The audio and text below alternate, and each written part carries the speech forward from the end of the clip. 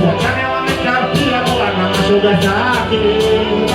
Eti wananisha mati, eti mdomo kwa mdomo mate kwa mate. Ndo matemani, haki ameduka jokomu na mti wake. Uona nalia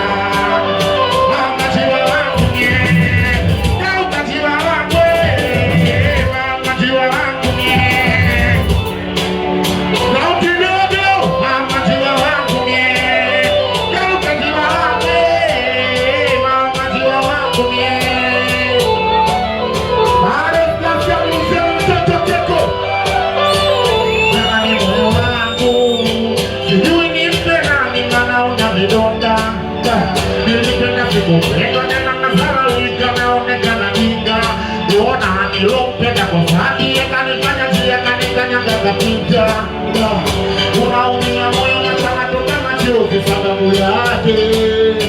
Walofanya tuwachane wamekaribia bwana mashoga zake. Yana kwenye pati wanalisha makeki mdomo kwa mdomo mate kwa mate.